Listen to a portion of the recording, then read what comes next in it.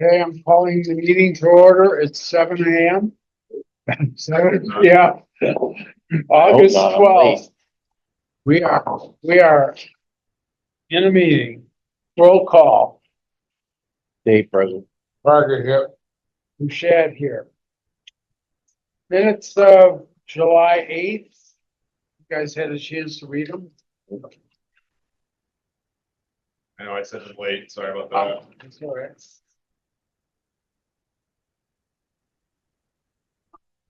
All right, I make a motion that we accept the minutes of July 8th as written. I second. All in favor? Aye. Aye. Okay. All right, next is public session. You guys, That's us.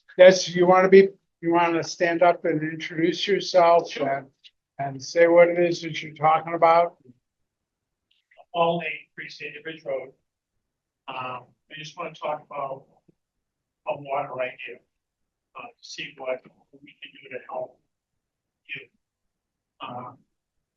I've been here since 2003, on 3 hot water tanks, and recently the water in the house is like almost black. It's been toxic, came up, washed out my line right now. Still got a little tin, but I flush it out to tell like I was told to do. I know Jen's had problems since 2003, that as well too. And I know you're handcuffed with resources, probably money. I know you probably want the right thing when you're handcuffed. So my question is there anything we can do as citizens to help you by going to the state funding? And if so, do you have any avenue for me to go there, represent, to see if we can find any money to get the water finishing? And just to add, I'm not sure if any of you are on the Sterling community chat. If you want to join. That's okay. Yeah, I'll pass. If you My wife did. That's okay. Say, call, right, and let them know. And I think a lot of them are hesitant to do God, I'm not sure why. You guys aren't bad guys.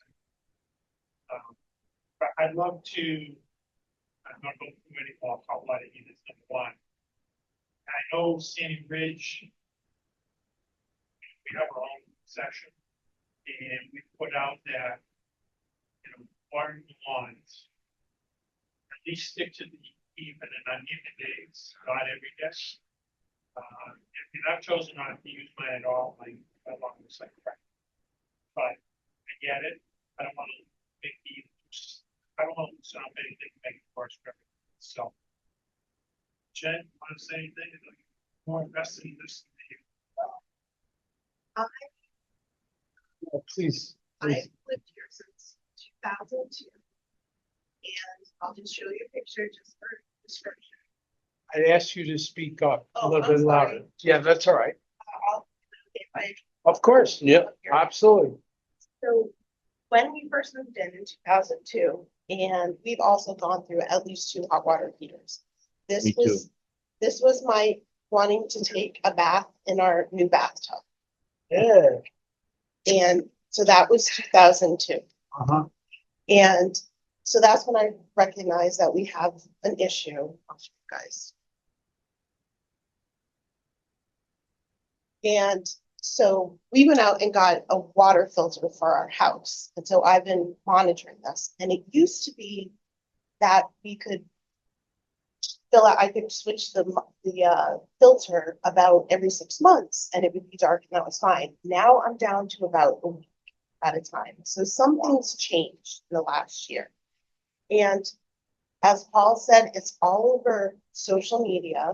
It's not just our neighborhood. And so I saved this for you. I saw this on the Sterling community page literally yesterday. This is what I don't know who this person is. I just saved this for you guys. It's Miller Lite. Yeah, Yeah, so it this looks is like on the Sterling community page Or yesterday. bourbon. That's a weak bourbon. That's Yeah. has nothing to do Vanilla with our ice. neighborhood at all. So it's everywhere. So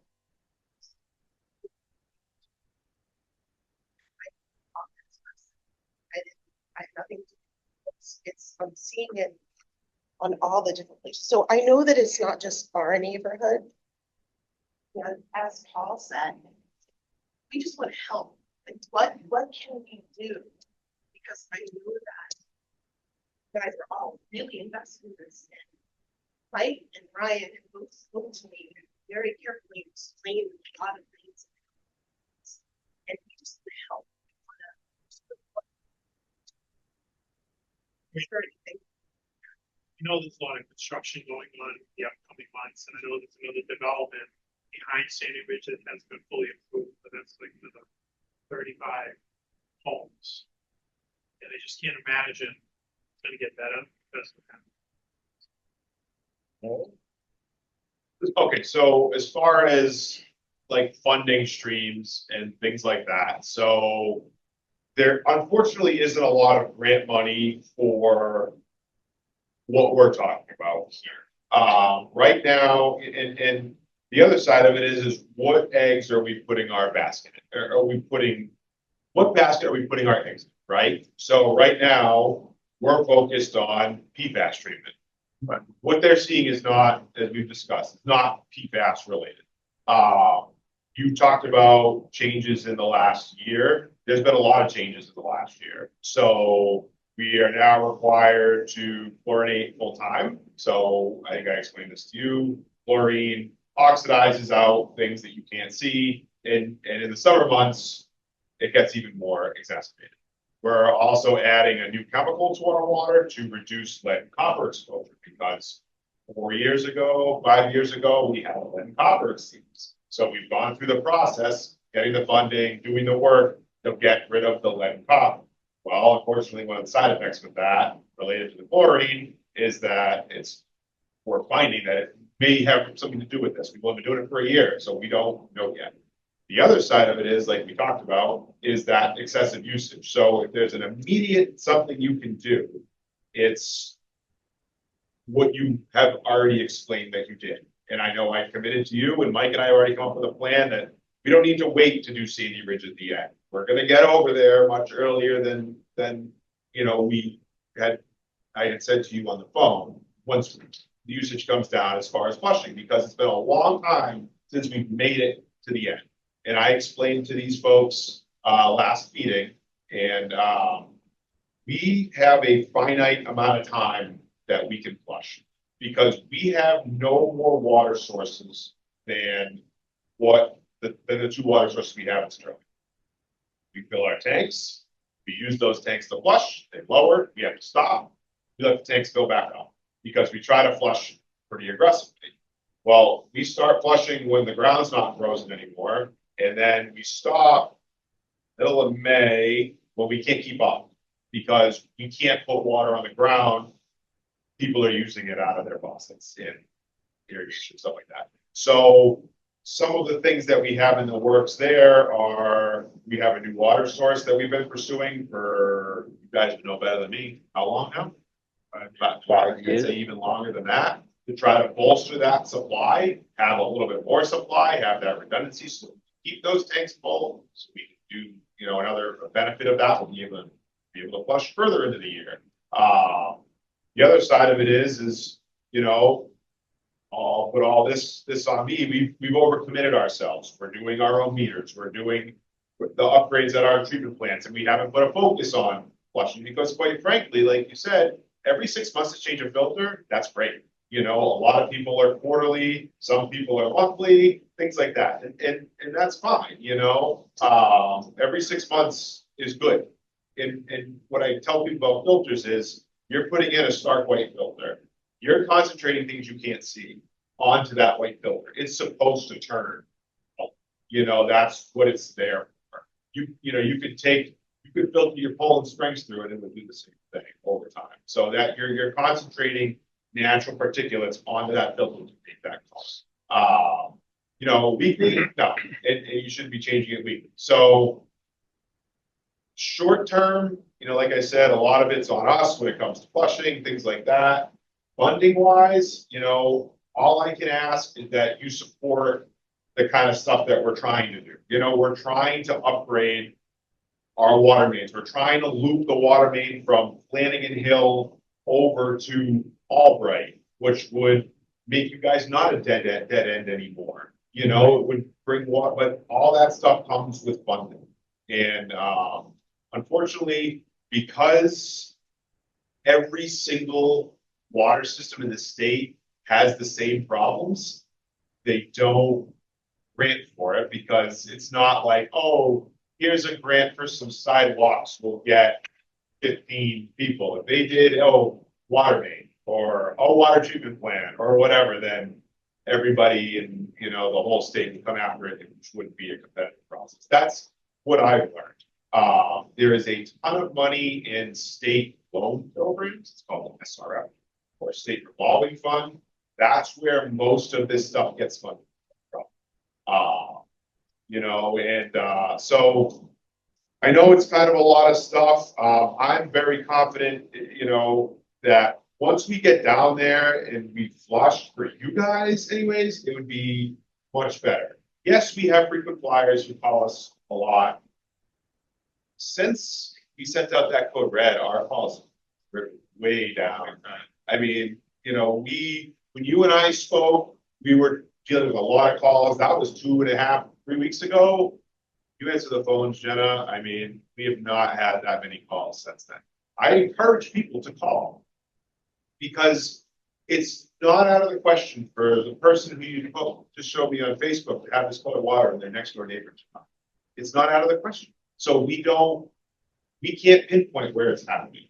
We can't, you know, and as you said, we respond to everyone. So that's kind of my spiel at this point. We talked a lot about it at our last meeting. I kind of went through a whole bunch of bullet points on it. That's online. I appreciate a lot the way you guys approached us tonight. I thank you for that because there's no switch. If there was, I would have flipped it. We all would have flipped it. No one likes dealing with this, but it's part of a groundwater system, unfortunately. And these minerals are naturally occurring in our water, the iron, the manganese, and it's never been to a point where treatment was, say, required by the state. But what happens is these things build up over time in the systems, you know, and then they get stirred up. And, you know, you're at a point where every morning we get calls from, and I pick on your neighborhood because you guys were the ones who are calling, you know what I mean? And it was easy to pinpoint because people call us back, they're like, oh yeah, it goes away every afternoon. Like, okay, that makes sense. You're flushing your mains every morning from 4 a.m. to 7 a.m. And then it sits during the day, everything settles back to the bottom and everything's fine. You know, that's just kind of something we have assumed or come up with because quite frankly, a lot of this stuff is theory. You know, we know the science behind what it is, but how do we get rid of it without flushing and treating is kind of a bit of theory, you know, and when is it going to happen? It's theory, right? I can't tell you when it's going to happen unless you told me we're all going to do something at 4 a.m. Then I'm going to say, okay, you're probably all going to have to sell your water, you know, and I'm not blaming anyone for it. I'm just saying that's helped what you guys have changed. And again, I wanted to reiterate, I appreciate the way you approach tonight. That's one question with the heat this year. Pretty bad. Are you lacking water? And if so, why not just put a full water ban on? We could. I'd say that we're maintaining, you know, we're certainly putting a stress to it. We had a really good first quarter. A lot of times our water bans go with state drought levels, which right, wrong, or indifferent, we're not in a state drought level right now. The Cape has been pushed back up, you know. We in Sterling don't have a water restriction bylaw. You know, we do our odd even. That's kind of what's always been done. It's something that I would like to pursue in the future, which would give us tiers to move up to. Could we as a board enact whatever we felt was in the best interest? Yes. How enforceable is it is a bit of a question. But that's one of the reasons that, you know, typically we look at that state drought level. You know, we've been in level 3 just last fall. We were in level 3 all the way really through the winter. But it's not really a big issue. You get those calls. Oh yeah, way less. Yeah. I mean, like I said, we have a certain areas that see it more than others. We focus on flushing those areas more because they see it more than others, but winter, I mean, we get 2 calls all winter. And just the flow. Is that put extra stress on Sterling National? Oh, the golf course. I mean, they're not, they have pond irrigation. A lot of golf courses have pond irrigation. They don't have any. They're never at the top of our usage list. I've never seen them. But not like. Probably have their own irrigation systems. I call them irrigation systems. Are they through a well then? So a lot of golf courses irrigate through the ponds that they have. I don't have a well, actually, now that you said that. Okay. Yeah, they do have a well. Yeah, but I know that they're not pulling an exorbitant amount of water from us, you know, for irrigating the golf. Because they would be pretty high if they were, you know, and we look at that top. Right. So I want to hear, there's nothing that we can do to help you as far as going to the state and asking. If, let me tell you Not yet. what, go ahead. You want to say? I was gonna say not yet, right now. There is something you can do though. And that is when we actually start talking about how we operate, fund the water system. And we're constantly talking about that, and over the next couple of meetings, we will. It would be good to have people in the community understand what they're getting when we start to have to raise rates or replace lines. That costs money. We have to pay for it. So it's important to understand that that's what we're doing with it.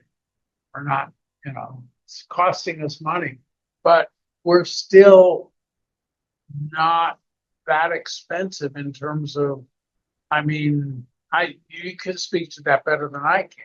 Sure, I mean, In you know, relation- we survey other towns and we have very low rates, right? And we completely fund our own stuff. We don't take tax dollars. There's no tax dollars that get used. So what we raise in rates is what we spend, right? And we have historically had extremely low rates and we still do, you know, and that needs to change for this to change. We survey 10 towns when we do our rate increases. We have the 3rd lowest. We just did a rate increase. We still have the 3rd lowest. You know, I'd like to be somewhere in the middle, but we need to be able to raise money so that we can afford borrowings and stuff for treatment plants. And that stuff That's is important very information expensive. for others, you know, Right. and to level it off, I think, I'm sure Jen does this too, but like for coffee, tea, I use Poland Spring. Fresh teas, we use Poland Spring, so that will offset any increase. If we have the confidence in, sure, it's not water trend.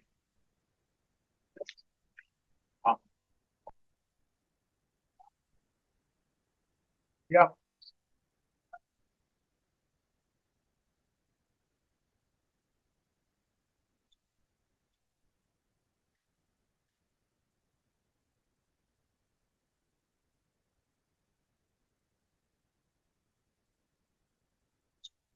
I do. Yeah, right. So I do, you know, Because that's the 2 things that I was.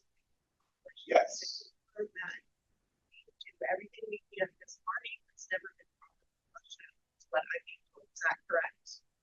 I still don't, I never looked it up because you told me that would be a long exercise that didn't Right. seem like it was worth my time. I'm sure it's been Right, flushed at no, some we point. definitely agree Right, that was not worth your time. for right, sure. right, right. So I'm sure it's been flushed at some point in the last 20 years. I just can't tell you when. I know that Mike has it and I have, and we've been here for 5. And I'll fully admit that, you know what I mean? Because again, it's a far-reaching neighborhood and it's not a place we got a lot of complaints from. I absolutely understand. It will get done this And year. I don't mean to. Yep. sound any- No, you're fine. Anyway at all. I just Yep. hoping that we can confirm that the outer areas of Sterling That's our plan. get out, get that. That's our Or plan. Maybe even like 1 year, once side of the town and another year, another side of the town. I don't know how that works. I don't think that's gonna be able to start in the town and work your way out as much as you can. As much resources. So we blocked out our meter appointments. We've already blocked out all that stuff for the fall months. And because this is what we're doing, you know what I mean? And as long as we can keep up with demand, we're gonna flush. Okay, and our goal is to get through the town. That's our goal. I know I had told you that Sandy Ridge would be one of the last. We've already looked at our plans a little bit. We're gonna start from a different tank than we usually do. Usually we start from what's called the Osgood tank, we work our way up from there. We're gonna start from the Tuttle tank and work our way the other way. Reason we start from the Osgood tank usually is because that's where most of our complaints are. The other side of town, right? But we haven't had a lot of complaints from over there, so we're gonna come down this way to start, and then we're gonna finish over on it, which works out better for our operations anyways, so. All that I is happening in the same. I heard for everybody, for like everybody from the other side of town to the, and that there that used to take 6 months and now it takes 6 months to go around. That's why I can see it. I think a lot of people in town just can't see it. It's not- If they can't see it, it's not a problem. It's iron and manganese, it's aesthetic, so if you can't see it, it's good. Well, That's a good not if you put that in kids' water. to go to school. Well, It's not- so I just wanna make that clear, because Yeah. we sample for that iron and manganese, right, regularly, and it's all below any state limits. So what you're seeing is concentrated iron and manganese, which is why the filter's pulling it out, right, or it's not, or whatever, but if you can't see it, it's water. You know, that, I just wanna make that clear, that there's not like an epidemic out there. These are naturally occurring minerals that are in the Right. water, right? So it's, if it's clear water, it's clear water. Right, but when on Facebook, when I showed you on Facebook, somebody else. Yep, lives near if property. they're dealing with discolored water, right? If they're pulling that right out of their tap and it's going right into their child's water pump, that's metal, you're not gonna see that. I see it because I see my water filter and I look. I get it and I go. Wherever, I don't do anything, because that's how I see it. But I'm more concerned about maybe other people that don't. see it. It's happens right into their water pump. There's a lot of people in this town don't understand what these guys go through. And they put us down. They, it's not, they're not, there's a lot of people that are not nice out there. Okay, and for the No, people, you're fine. these guys work their butt off, to try to get, I mean, I draw my water every night. Same thing. But I know what's going on. I know it's not gonna kill you. It's not hurting you. It's just, I hate to say it, but we're sucking the water right out of the dirt. That's what we're trying to make good water with not enough water. You know what I mean? So people just gotta be patient and stop putting the DPW water department down, because we are trying our hardest to. And I read it too, so. Is there any educational pamphlet, like I know you sent out the report on fast ratings? Is there any educational component you can make this just a level set, what we're doing and why? Yeah, I can put some stuff on the website. I think I said I was gonna put some stuff after last meeting. But, I could put some bullet points and stuff, and Jenna and I have recently just found some decent educational videos. Maybe I can find something like that. People tend to gravitate If pretty you good. put that out there, I'll drop that link, put it on the Facebook page, people go over to reference and put something positive in there.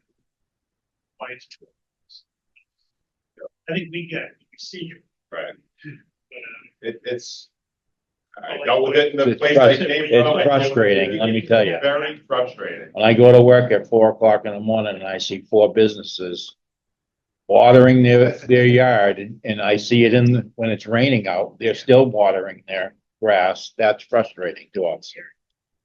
And you can't send them enough letters and they say, well, I pay my taxes, I'm gonna water my lawn. Oh, good, then plug up your sink then.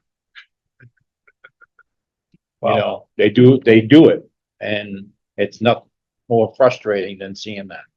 And I really wonder if the chemical treatment is making so much more stuff visible. It's just different. That's always been there. It's a small chemistry change Right. that, you know, you don't know the consequences of until you do them, right? Like we can bench test, which Right. we did, you know, over and over and over, but until you get something out into a system, any little tweak that you make, you know, you might be chasing for a long time. So it's all about, and any tweak I made, or I made, whatever we made today, we wouldn't see until, who knows, right? It could be months before there was a change, or less, you know? So like I said, you know, for a neighborhood like Sandy Ridge, I feel like flushing is the answer, because once we get out there and clean that out, it's gonna be so long before stuff builds back up. And if we can get it on a regular schedule, we're back. That's my. Thank you, Joe. Thank you so much. Yeah, we appreciate all of Yeah. you. Of course. Thank you. Thank you, Appreciate that. We do. Andy. Mr. Chair, before we end public session, Go can I ahead. say something? Of course. So, as far as your question as to what you can do, I would refer that to Ryan, throw him under the bus, because he has the education in the water. Number one. Number two, and this is my biggest thing. This is my only board. I have served on other boards in town, and I still sit in on at least one. And I've never had anybody come to a public session or before a board and ask what they could do to help. And my hat's off to both of you, that I'm very impressed. Usually public They just session blame us. They don't is help. all blah, blah, blah, blah. No one I've never sat on a board meeting that anybody's asked to help, and you guys have kind of floored me, and I think that's great. I think that's awesome. Well, you can go up and watch my sprinklers, you know, shut them off every I just- 15 minutes. I can't say enough about it. If we had more townspeople like the two of you that came to offer their assistance, And to Life would- understand more. life would, and want to educate themselves more, life in the public sector would be a lot easier. Very true. I'm gonna say thank you very much to both. Absolutely. Very impressive. Let's go wash our house. Car washes that Yeah, way. thanks, Paul. Appreciate it. All right, thank you so much. Good evening. And our next, I guess there's nobody else for Frank. Are you there? You want anything for public session? No public session. Okay, Mr. we're off Pieper. on number 4. FY 26 water budget. All right, so kind of brief you guys on this, but I'll give a brief summary for the Zoom. So it was flagged to me a few weeks ago that we may have an issue with some of our numbers for the water enterprise fund. And what was brought to me came from the Department of Revenue through our accounting, that some of the numbers that we were using for our projected rates for revenues, for projected revenues, were not lining up with our actual revenues, like cash receipts, what we were bringing in for water bills.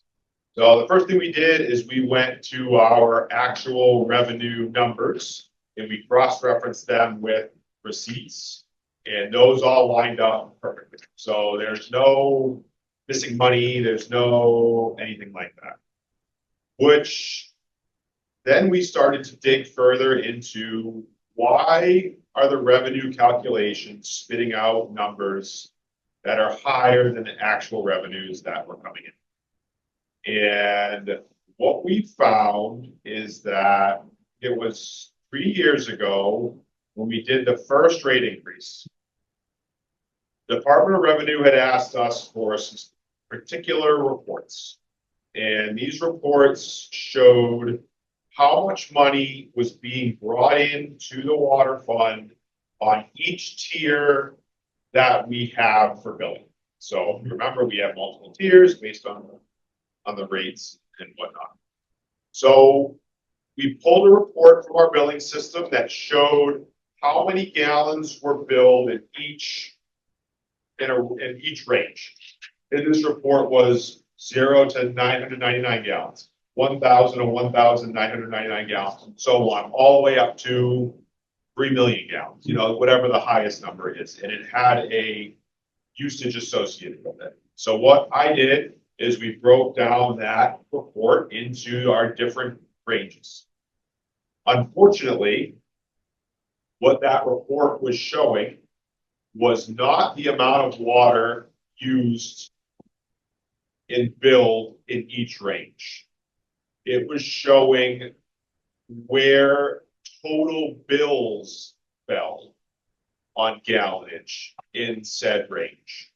So for example, a bill of 100,000 gallons in our billing system, you would bill the first 4,000 gallons would get billed at $1.17 per gallon. The next 26,000 would be at $5.27. The next 20,000 would be $6.44, and so on. So at 100,000 gallons, your bill is $787.72. Unfortunately, the way that this report was calculating it, it would mean that because it went to 100,000 gallons, all the usage fell within that 100,000 gallon number at $9.95, and it calculated a bill that should have been calculated at $787.72 at $1,051.50. That's just an example. So that's the way that we have been doing our revenue projections, unfortunately, for the last couple of years. What that has done is put us in a difficult spot financially. Again, I apologize that this happened. You know, it's something that I didn't catch, DOR didn't catch, county didn't catch, but we caught it now, and we're committed to making it right. So what I have in front of you is what I call a water budget balancing worksheet. And this is different than the one I sent out to you on Thursday. This one's been updated. So for FY25, which is last year, you know, I put that budget together based on a rate revenue projection that we didn't hit. And we operated in a deficit of $210,000 and change. Looking at FY26, which is our proposed, or our current budget, looking at the new numbers, we're proposing to operate another deficit, 48,000. So essentially, I'm looking at this that we need to raise $459,000 to balance our budget. And I want to go through with you how we propose to do that. So the first thing I'm going to start with is proposed budget cuts from the FY26 budget. So I have been very consistent through these last couple of weeks that we cannot drastically affect the water expense budget. Okay, the water expense budget does not have a lot of fluff in it, and we cannot be in a position that we were in last year. So I'm proposing to cut $6,500 from that water expense budget. That covers our annual leak detection survey. You know, it's okay if we do that every 2 years, but I like to do it every year. Yes, we can do it next year. Meters. We had requested $100,000 for meters. I'm proposing to cut 50 of that. We actually already bought $50,000 worth of meters. So we would cut 50,000 of that. For the PFAS new water source line item, we threw a number in there of $200,000. We threw that number in there because that was what we had available through our revenue and budget projections, and we wanted to maximize our PFAS dollars. I now have the actual proposal for the PFAS work that we need to do this year, and it's $78,300. So that's why, or 71,300 or whatever the math works out. That's why I pulled it back that number. We still have funding available from FY 25 for the new water source. We have about 130,000 available still there. So this shouldn't drastically negatively impact either one of those projects. Bill had the idea that we could pull our reserve fund back. If we needed to use a reserve fund, we can use the general fund reserve fund. That's legal. We ran that through. We just have to pay them back, but it takes away an appropriation to balance our budget for this year. And finally, this is the one I added, and I'll go into a little bit more detail here. So we had $75,000 appropriated for the loader. It was a 75-25 split. And one thing that, you know, I've been kind of trying to come up with ways to pull that 75,000 out of the water budget for this year because of the situation we're in. Well, we already have a loader, you know what I mean? Like that's done. So what I'm proposing is that this year, our Chapter 90 apportionment has jumped from $440,000 to $964,000. We just found that out last week. I'm proposing to use 75,000 of that to cover the loader. And this was actually Bill's idea. He said, make it damn clear in the minutes that this is a one-time deal. Right. We don't buy vehicles with Chapter 90 money. It's totally legal. You can, this building was built with Chapter 90 money, right? You can buy big trucks, you can do, we have committed to doing road work, and I like that. But in this case, desperate times call for desperate measures. I think it's proof. I'll let you guys discuss that once I finish my thing here. So that's the budget cuts.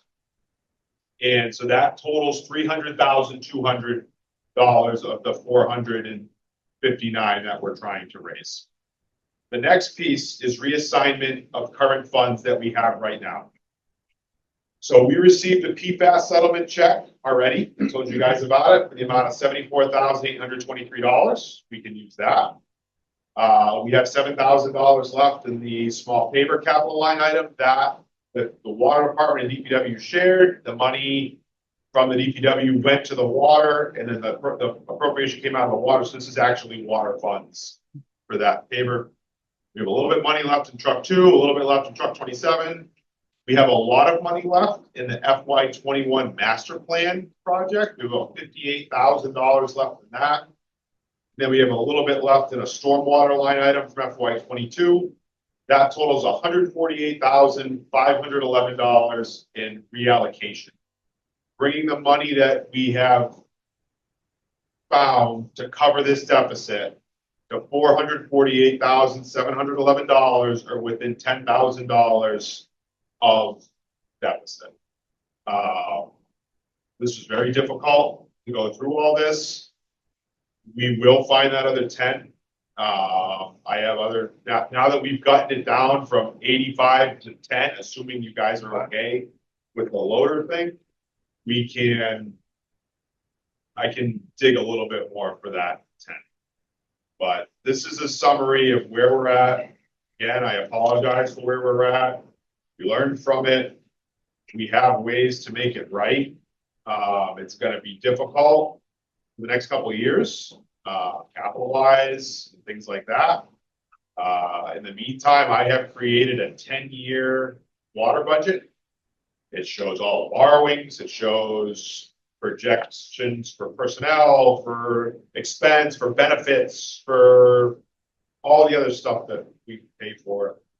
And then we can use that to forecast our rate increases, like a 10-year forecast.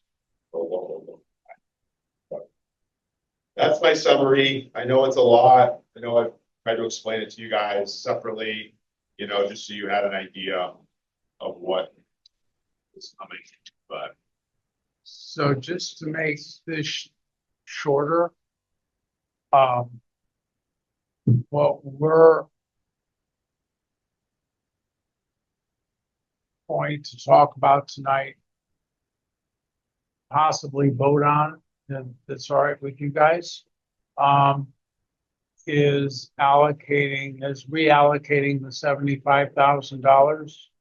Now, we still have to go to the town meeting to get them to do it, but it's a board decision. According to what Ryan told me, it's a board decision to take the $75,000 chapter 90 instead of from the water. And is that correct? Yeah, I mean, like I said, I wanted to focus tonight on like where we're at, how we're gonna get to the So, balance. You know, that's something that it just came up today, honestly, and I wanted to kind of get your guys' flavor on it. you and don't see need what- us to vote on that. It wouldn't hurt, you know what I Alright. mean? If you're okay with that, that piece does not need to go to the town meeting. You guys decide how we spend our chapter 90 money. No, I know that. I know that. That's not what I was talking about. Okay, What I was talking about is that we made a change in policy, that we're using chapter 90 money for something It's other than not a roads. change of policy. It's not a change. Well, at it's- all. We No. just all use that money for that. Right. There's nothing Well, in it's writing amongst, saying that we only use that. written rule, right? Right. We've kind of gone on that right. regard. And I'm so, sensitive to that, right? I Yeah. understand that. I don't, and I love the way we operate Me because I too. see how some other towns operate. yep, But I look at what we were appropriated for this year and B, where we're at here. And to me, it seems like I said, desperate times and desperate measures. That seems like a reasonable thing. But again, I want to leave that up. well, I'd like to just say one thing for you guys. That it requires a lot of thought and a lot of,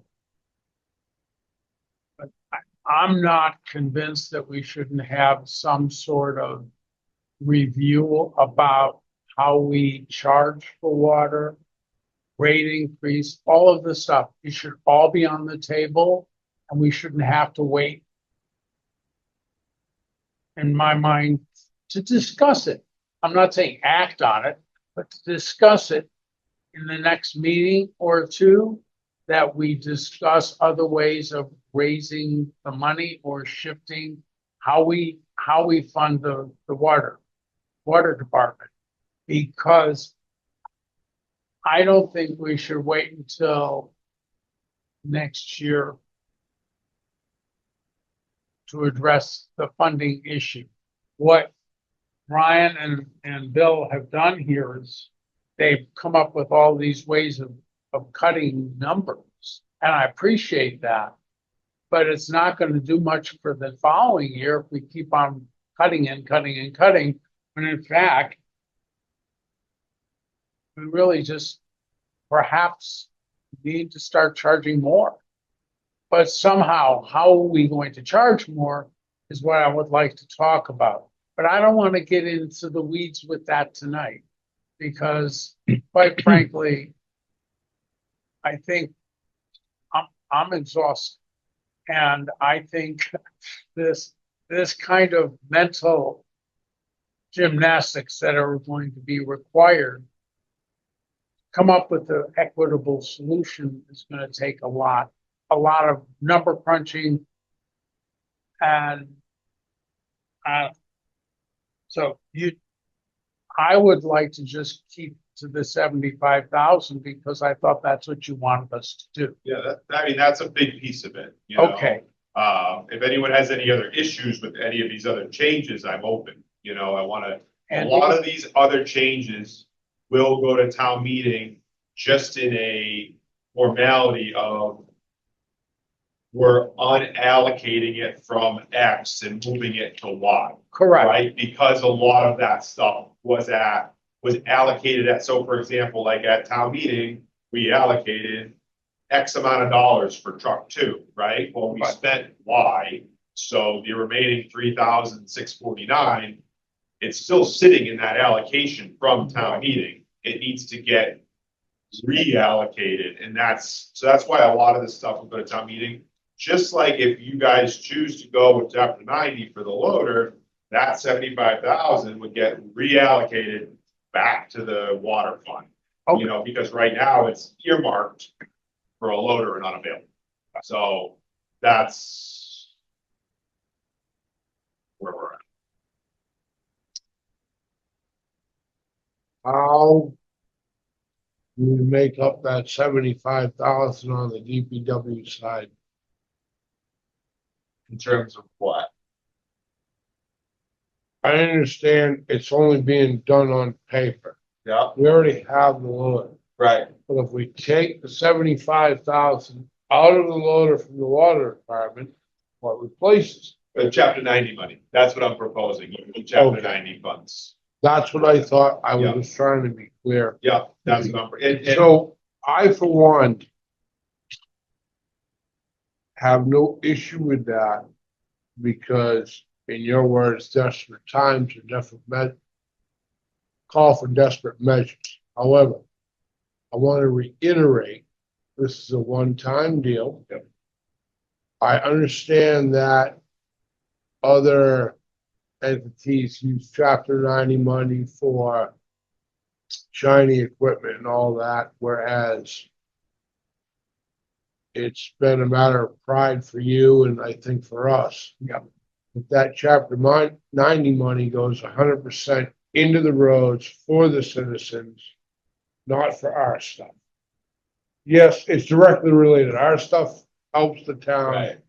but it's that 90 money goes 100% in the ground.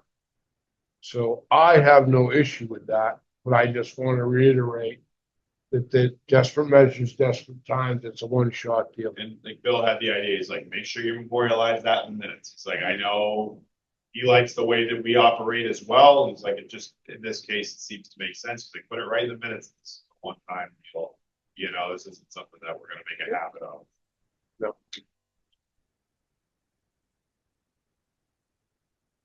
your turn, My turn? I hate using chapter 90 money for anything but road. But there's nothing else we can do. Like you said, it's a one-time thing. We caught the problem. We're gonna fix it. And we'll put it back to where it belongs afterwards. And honestly, there's nothing else you can. You gotta, I appreciate that. so it sounds like we're all three of us are in agreement. I make a motion. I'll second. So you make a motion to use chapter 90 Chapter funds. 90 money, 75,000 towards the loader. Yep. On a one-time basis. I'll second. aye, All in favor? aye. Aye. Okay. And so I'll keep you guys updated on this stuff, and whatnot. Can we just agree now, a future agenda item will Sure. be the brainstorm? Yep. How to deal with this? I have And it written down. one more statement for my board members here. I should have caught it too. I really feel that I should have caught it too, and I'm apologizing to you guys. But I really should I have wouldn't caught know it. how to catch it. You wouldn't need it. You know the question. You've been drinking. You know, I think some. Okay, salt reduction grant. Right, so, every year, the DCR puts out, salt reduction grant, and what it is it's a matching grant up to $20,000, so essentially you spend 20, they fund 20 for a total of 40. And I know that myself and Mr. Parker have talked about this at great extent, but we'd like to start dabbling in the world of brine a little bit. So for those that don't know, salt brine is a mixture of salt and water. It's used primarily for pretreatment. It uses significantly less salt per lane mile than the granular salt because 100% of what you're putting down on the road is staying on the road, ahead of time. Where if you go pre-treat, say with granular salt, it's blown off, you have bounce and scatter and things like that.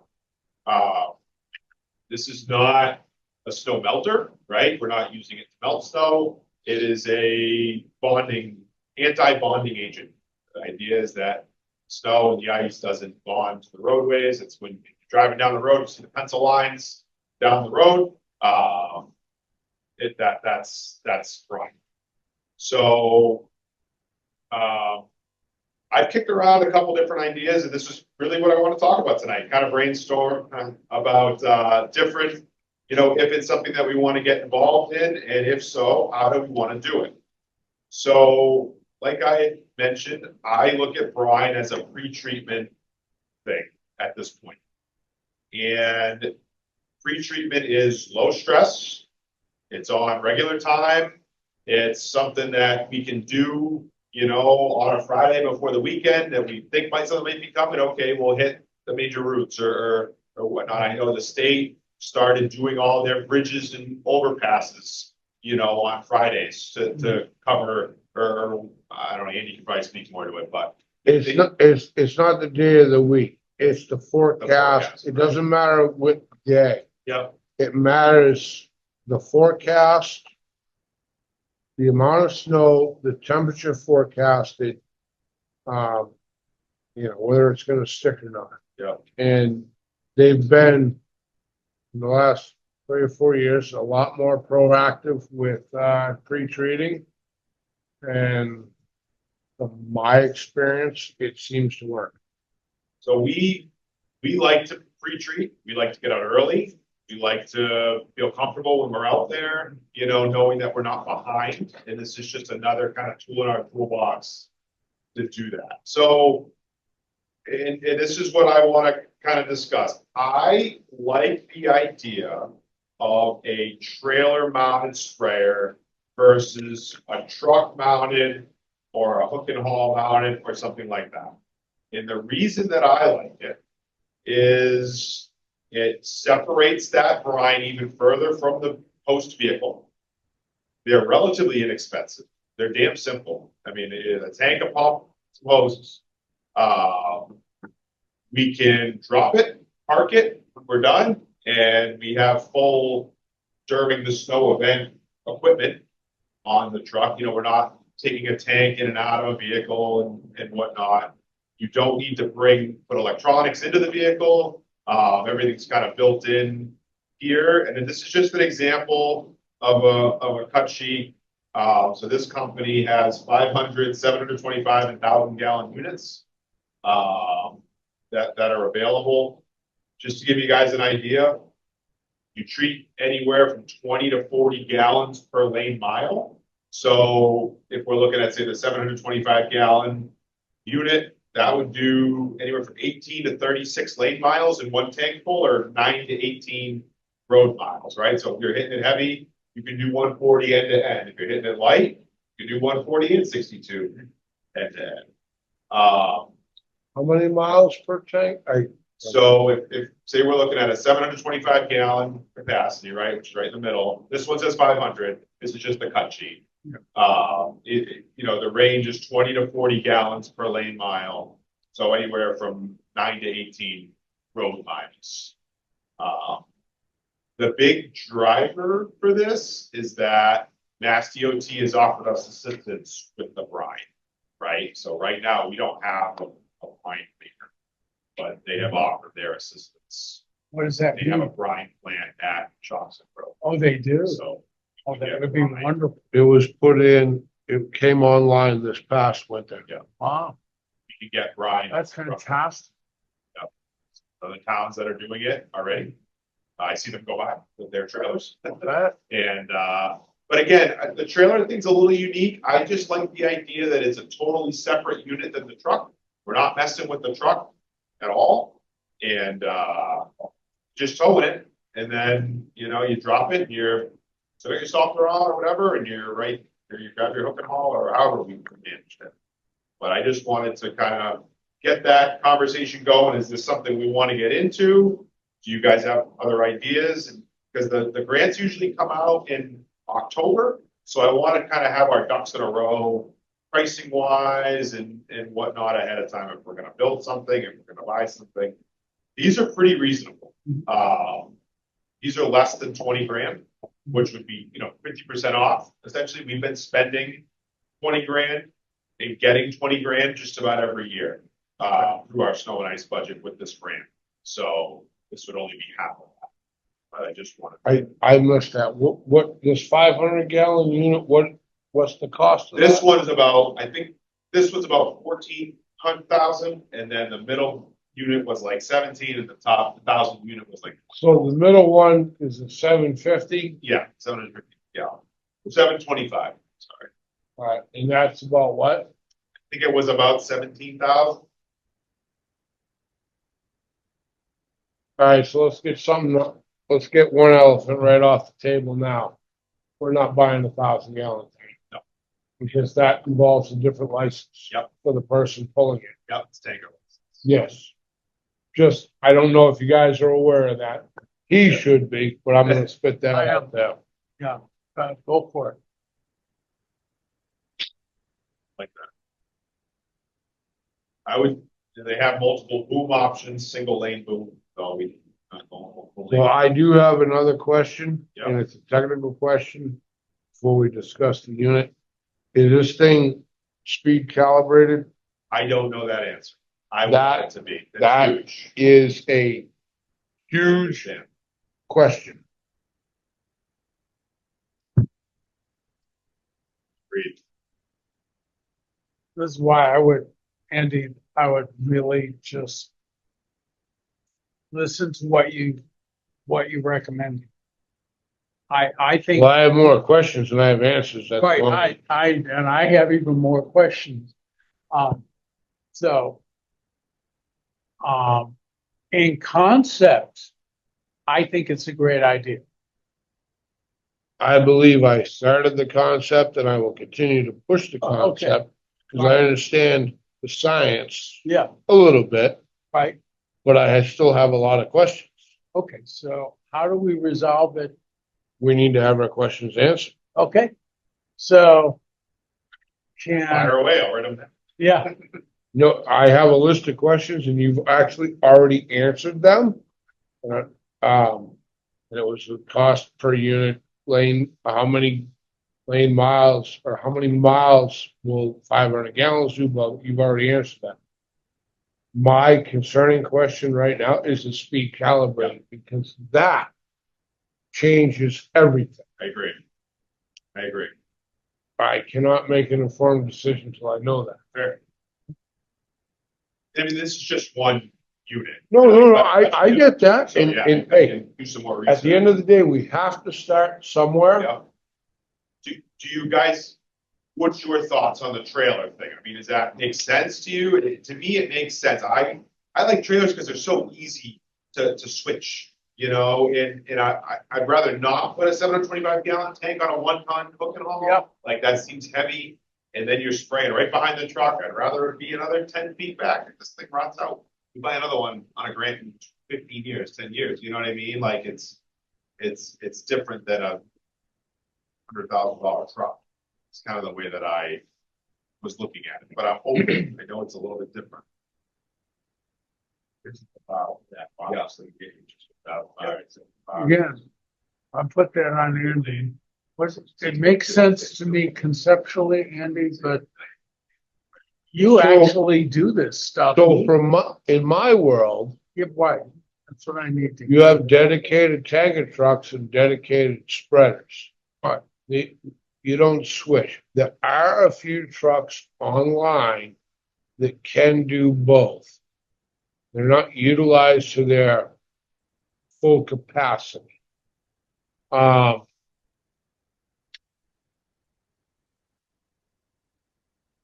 I'm torn a little bit, but for $17,000 versus, let's face it, you can't buy a 450 or a 550 outfitted for under 80 grand nowadays. Wow. So in other words, Say this gets us in the door. Well, I'm talking stripped out. Now you outfit it with speed control, tanker, spray bars, and so forth.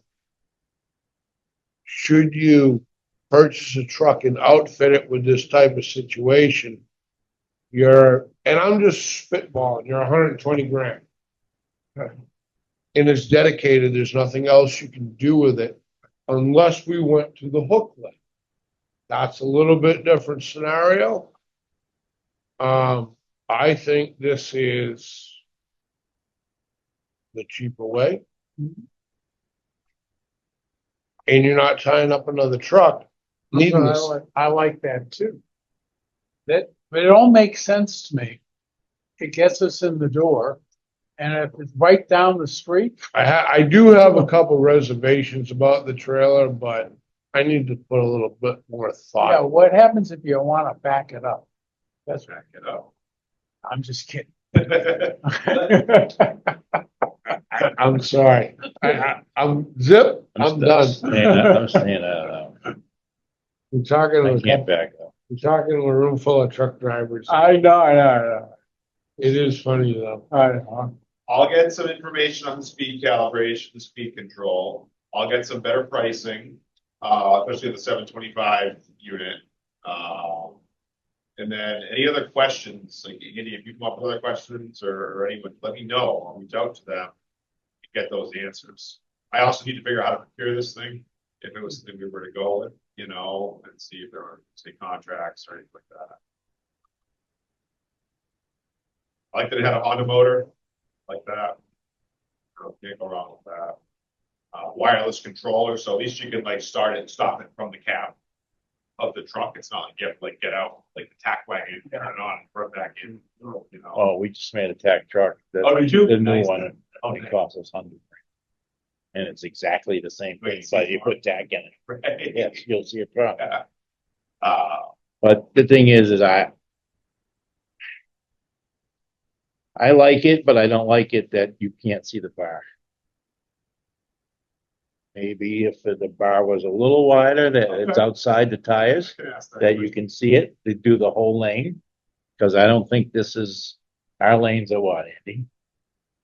9 to 10. Well, this is just a rendition picture and I know exactly what you're saying. So I'm guessing that these are nozzles. Yes.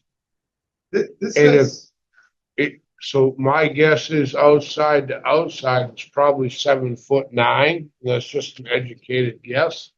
And if that's that, but if you look at our roads, they're not going skip line to fog line either. Right, they're doing basically, We don't do the gutter anymore, we do the middle. well, if you look Drop. what the state does, even with their spray bars, they're not doing skip line to fog line. So I don't know how wide that is, but if I had to guess, this trailer is probably 7'9" wide. And that is kind of narrow, but that's part of the science that I've never thought about or don't know about. right. This says boom 6'2" with steel vertical upright on each end with double extender nozzles for outside lanes. I don't know what that means, but I will get Oh, they got information. the arms that come up, just like the tackle. And then when you use it, you put them down. I got you. They're just not showing. Might be one of those things where you get maybe that's. Might the be 3-lane sitting on move. top, but I You can't. get it, tell. and you shorten it, but make it a little, you know what I mean, or something. I like mean, cost versus cost. I don't know what that boom's made out of, but I guarantee we can lengthen it a lot cheaper than we can buy. that. Yep. But that's beside the point. I do like Dean's comment, and I would like to know a little bit more about the science of concentrating it in the center. Versus going fog line to skip line. I never thought about it. Don't know the reason. You're ready. But I am certain that there is a reason, because I am certain that Mass Highway has got engineers that have thought about that. So I'm just, we'll make that statement. This trailer is 88 wide, which is 7 foot 8. It's 7 foot. You can also get a little inexpensive camera with a screen that you Just can. adds more electronics. Yeah. Something that will work for On a the couple back, days. they don't work. When it stops spraying, you know you're No, out. they Yeah. don't work, period. They don't work at all. They work Well, they work They work. for a couple of minutes. until the all- spray It's kicks all, out and it's covers all it. on the maintenance Right, afterwards. there you go. too. Well, let There me you go. pursue this a little bit more, get Okay. some answers to your questions. We got some time, you know, like I said, grants usually don't come out till October-ish, you know, so we'll bring it back in September. Hopefully I'll have some more answers for you, and then we can kind of pursue it from there. It's a nice idea. And sure, money. but the Okay. problem is, where the hell you gonna put it? It's one, yeah. 27, FY 27 capital vehicles. All right, so I put this on for future agenda items at the last meeting. Coming up next year, we have, for the next couple of years, we have a couple large dump trucks on our vehicle replacement. So, the 2 trucks that we have are truck 26 and truck 16. 2006 and 2007 International 7400. They're kind of sister trucks. 26 in 2006, 27 or 16 in 2007. Ready, Andy? You got your pen? I think I want to write this down. 26 has 5,301 hours on it and 59,127 miles. And truck 16 has 6,197 hours and 64,702 miles. Truck 16 has had the frame and body blasted and painted. Truck 16 is standard, truck 26 is automatic. And I wanted to kind of, you know, as you know, capital budget comes up so fast. And I wanted to kind of get a sense of how we wanted to manage some of these large trucks, right, going forward. Now, I talked to both of our mechanics, and I got an interesting response, especially from the one who I thought was going to be like, yep, rehab it, like the old trucks. He was like, it's not horrible. Just to get, for what it's worth, he was like, buy another 7, you know. I'm open, right? We've had been a lot of talk about, can we even buy new diesel vehicles? All the depth, the electronics, these are pre-emissions trucks. They're in need of some work. They're a little tired, you know. Whether it's motor work or what, they would probably need like an in-frame or something like that. There's a lot of questions as to how to procure that kind of stuff. It's not something a lot of people have done. You know, you put out like a bid package that companies bid on to do this kind of work. It's well over $10,000 worth of work. So, but I kind of wanted to get a sense from you guys as to how you wanted to approach these couple of big trucks that are coming up in the next 2 years.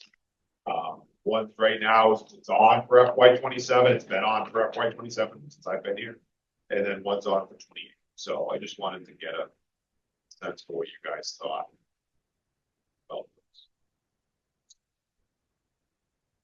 I'd be leaning on Andy and Dean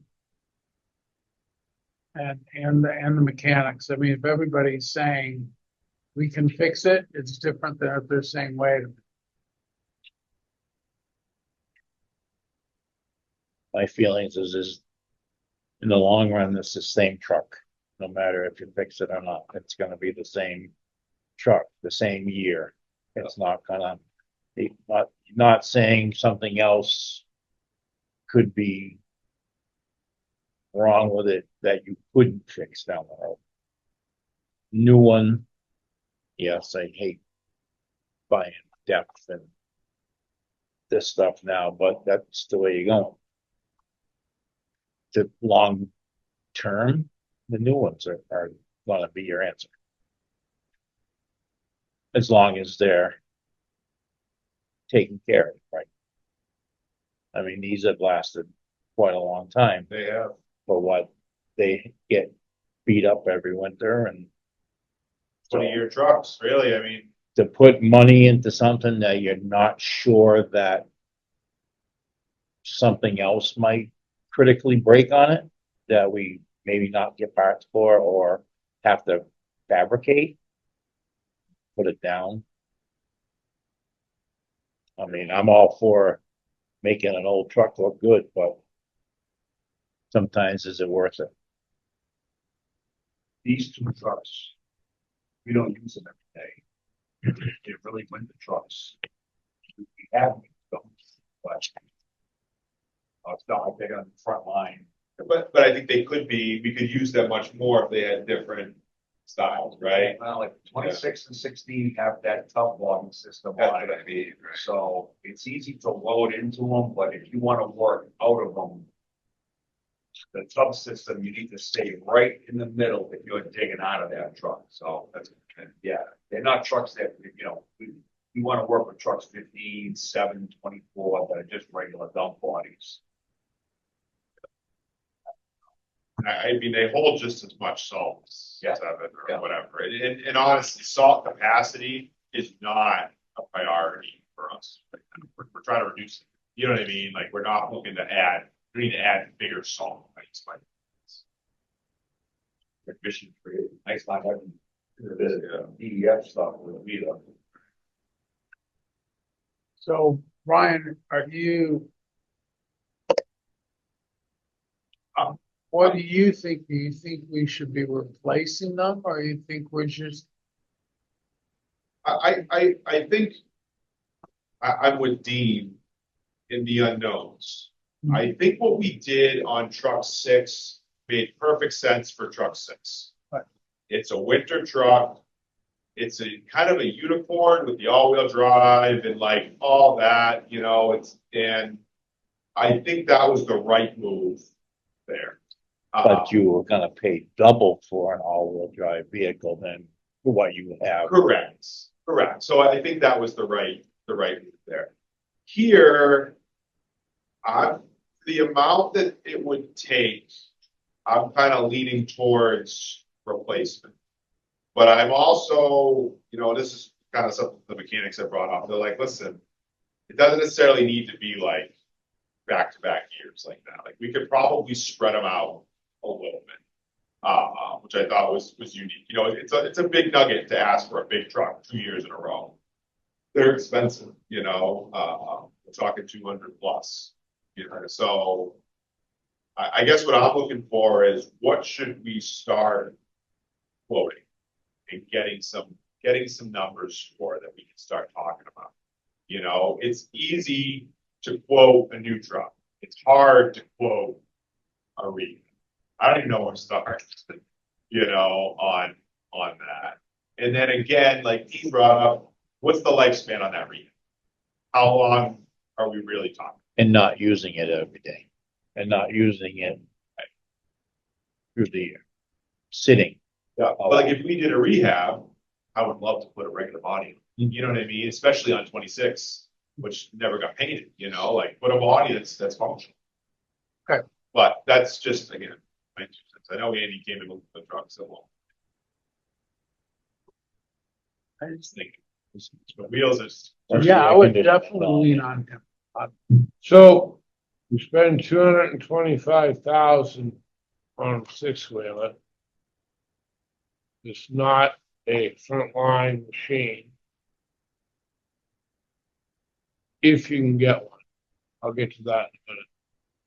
Or you spend, and I'm just spitballing, 65, 75,000. Put a new body on it and go through it soup to nuts. With those hours and those miles, I wouldn't even consider an in-frame. You're half the life of an in-frame. True. You know, you're Your 15,000, those two motors, they're different motors.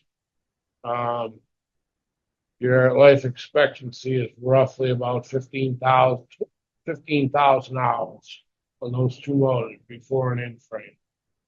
The way that you guys maintain them, I fully expect that, so throw that right out the window. Now, take that 75,000. The in frame's gonna cost you probably 20 grand. In-house, you do a long block, I mean, there's different ways, but you don't need it, throw that. What's a new body, 20 grand? And then you, throw some other doodads at it, say you spend 50 grand. For a price of 225,000, get another 10 years out of it. Yeah, there's gonna be other issues. Brakes, maybe you need a transmission in 4 years. Honestly, it's another 20 grand. Who cares? Far cry from 220,000, right? I think normally trucks of that vintage are rotting during spot for rot. You guys have washed them, maintained them. Great. I mean, I looked at cab corners, rocker panels. I couldn't believe how clean they were. Money wise, I say rehab them, put the bodies on you want, because it's going to be so much cheaper. One side of it. The other side says, yeah, new trucks. The larger trucks, they're not like the pickup trucks. The pickup trucks have a life expectancy and that's it. Roll them away. These are meant to be rebuilt. Dean mentioned it. There's going to come a time where you're not going to be able to get parts. That's not right now. But if we get another 5, 6, 7 years out of it. The other thing, let's say we decide to replace this electric truck thing has not gone away. It's coming back around. January 2026. Are you going to be able to buy a diesel truck in the state of Massachusetts on January 1st of 2026? I don't know. As of January 1st, 2025, we were not going to be able to buy anything diesel in this state. We're following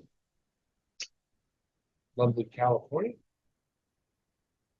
That got squashed. It got pushed back for a year. However, I have not heard any scuttlebutt about it. Is it going to get thrown in our faces? I don't know. These, in theory, you can rebuild till we're all long gone. If, be it 26 or 27, and we cannot buy diesels, which I honestly can't imagine that happening. All right, same here. Because economically, scientifically, and for the environmentally, it doesn't make sense. Electric vehicles, we don't have the technology. They're garbage. They are worse than diesels right now. At some point, they will perfect the technology and they will be better. But right now, we're in such unknowns. Can you replace that vehicle in 2026? I don't know. I'm not telling you either way. I'm just telling you stuff to think about. I think on the flip side of that, is it worth, and this is something I kind of thought of just listening to you talk, like trying to get one of those diesels for the next 20 years? You know what I mean? With the unknown out there of like, well, our rehabs may become a requirement, not a question, for the next 1 or 2. You know what I mean? Is it worth, say, replacing one of them while we can? While we can. And then, when 15 comes off or whatever, 24, like that, those end up getting rehab. Because I mean, I'm not afraid of the electric thing, but at the same time, I'm afraid of the electric thing because there's just, I mean, we're all in the same boat. I'm There's definitely, nothing tried and true I am about, definitely afraid of the Too many electric. questions. I am Right. definitely afraid of the electric trucks, the big trucks, yes, because if we have a 36-hour storm, right, that truck cannot make it from start to finish. We're gonna end up towing it in off the top of Justice Hill because it's good for 6 hours, 8, what, it doesn't matter. It cannot go 36 hours. End of story. Wally would drive electric truck. Huh? Wally would drive that. No. go back. So so I have a lot of opinions on both sides of the fence, and I have looked at both trucks. However, before I would give you my blessing on either way, I'd like, and it's only not trying to put more work on your plate, but a call to Donovan. Yeah. How much is, a body? In my mind, scrap the end frame. You don't have enough hours or miles. Hours is more critical to me than miles. So scrap the end frame, talk to, the two mechanics. 100%, what are we gonna replace? No, get a feel for how much you would actually have to put in the truck to make it the truck that you want. Yeah. Okay. Before I would give you my blessing either way. I'm just saying. All right, nope, I like that, so I'll take that back and I'll get some prices and we'll start to put something together. I'll probably just, because I'm sure it's kind of an off the shelf price, I'll get a price on a new truck too, and then we can look at, Yeah. that's an easy. Hey, here's 7 specs, package me one of those, But also ask time frame. Anyway, I mean, I know life is different now, but 4 years ago, I can quote one fellow that bought a new tractor, and it was 18-month wait at that time. Yeah. I mean, that was for Peterbilt different, but if we gotta wait a year and a half, which we did 7. I'm just just, got 2 new triangles and then it's. I'm trying to weigh out the options. The problem, well, a lot of times what happens is they'll get the bottoms, the different trucks, they just sit. They just sit at Donovan. with Yeah, all the or bodies. Vatican or wherever, for how long, Mhm. but that's a different story. I'll get some numbers on both sides and then a Those are my list, little thoughts. shopping list put together. And then we can revisit that, just like we revisit the, stuff.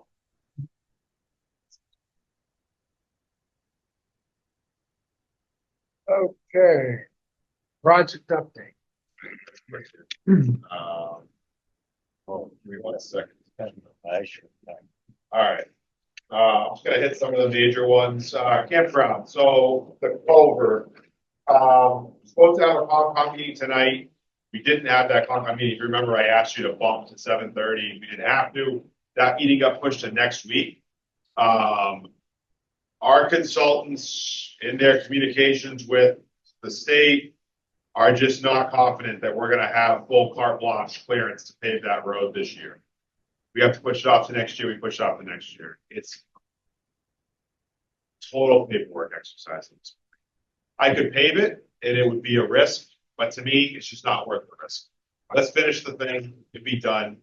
I should know more after next week's meeting. I'll be going there next week. Concom, but I know that they don't have a problem. Concom, they're fine. It's the state level.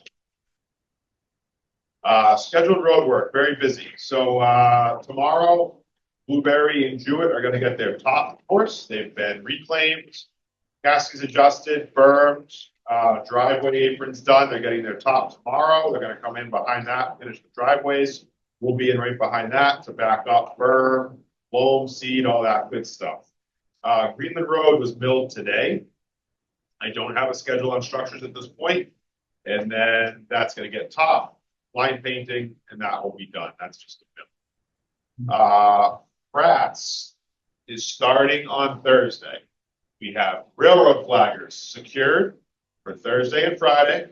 So they will be starting the fold in place recycling. They're moving their equipment in tomorrow. On Thursday, they're gonna go from the tracks at the light department building all the way to Choxet Road.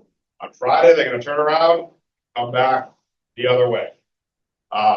Soon after that, Lazaro's gonna come in and start prepping driveways, because that's when Lazaro's contract picks up.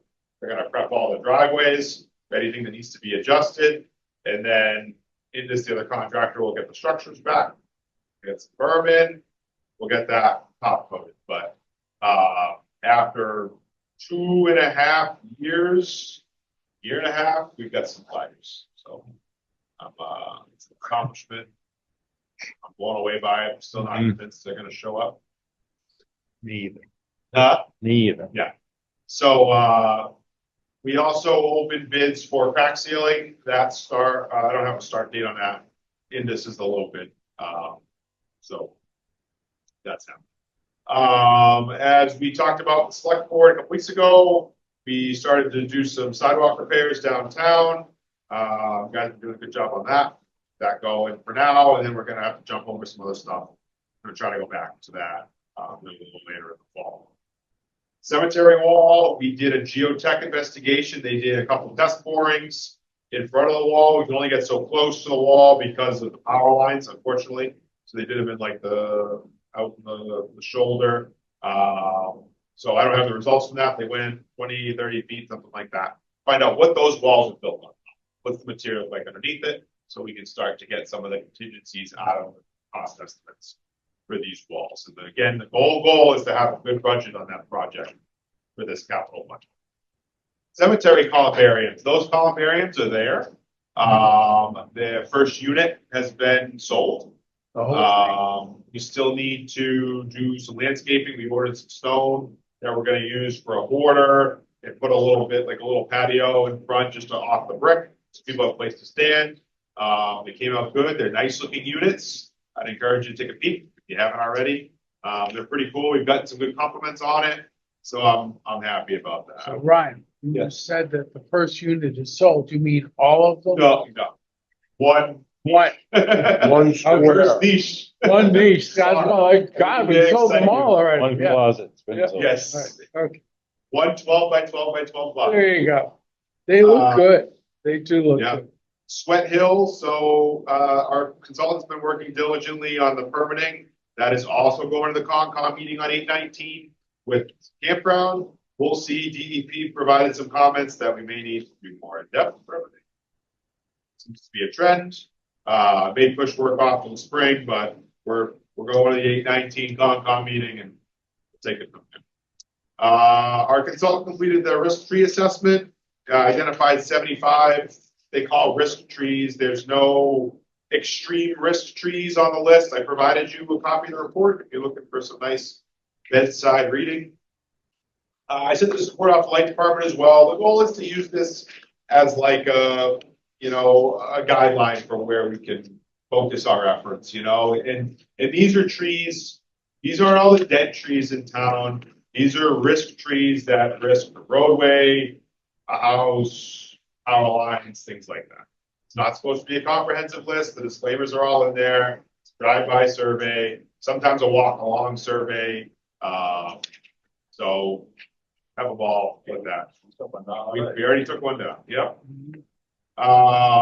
Water, we've been hammering away meters like crazy. I don't know if any of you have gotten your bills with stickers on them, but Jenna had the idea a few months ago to put stickers on the water bills for the estimated readings, like a bright orange sticker, and they have driven a lot of meter installations. We're going to be pausing those into the fall so we can focus on flushing.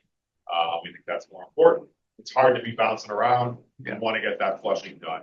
We'll pick them right back up as we get into the winter, but that's the plan at this point.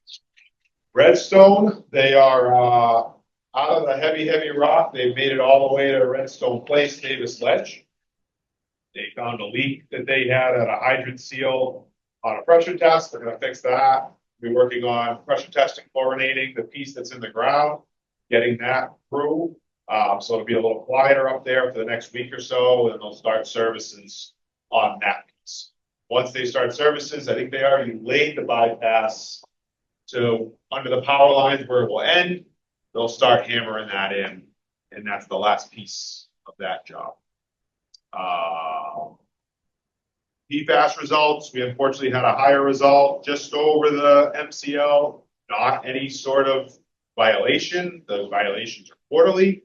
One exceedance of 20.3 parts per trillion. We updated it on our table. It doesn't change anything. We're already in violation. We're staying in violation. So until we get out. For the trucks, truck 5 is here. We have the wrap, the plow installed today, and yesterday they installed a lift gate on that truck. So we have a power lift gate. Came out really nice. We just received the light bar and all that stuff, so we're just starting to do the electrical outfit on that light bar and other lights and whatnot. So the new loader's here. It's delivered. I said it's registered. It's not. We have the paperwork. I thought it was going to be registered by Monday. We didn't make it to the registry, so we'll do that later this week. And we got to install the radio, and that's what's left.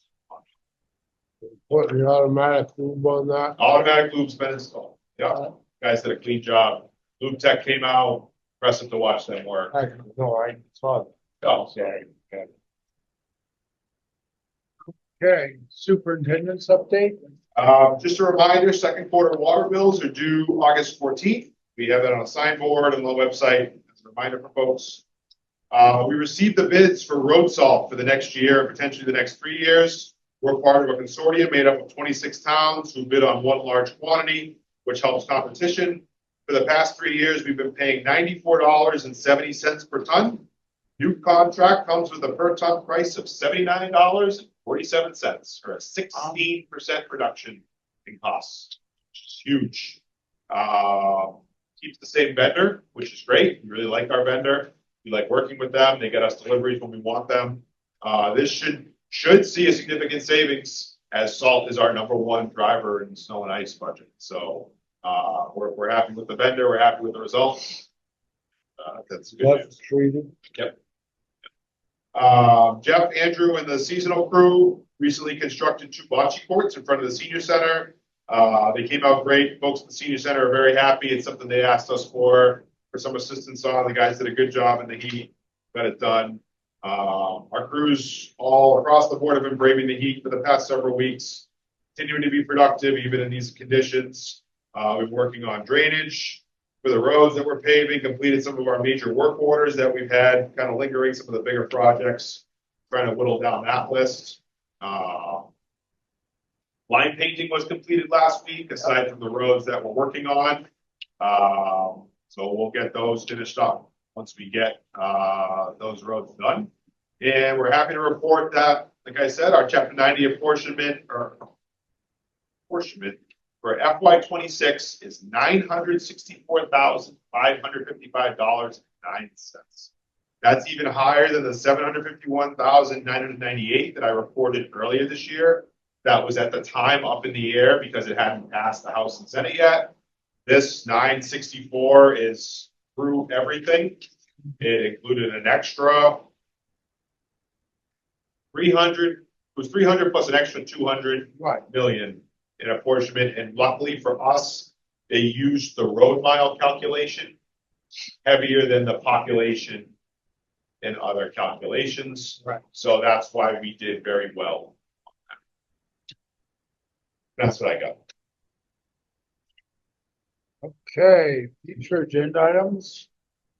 Just to summarize that, water budget revenues, FY27 vehicle salt reduction, touch on all 3 of those at the very least. You guys got anything? You guys got anything? Either one, water, roads, office? Nothing. Hey, so, no. All right, so it's 8:30. We are adjourned.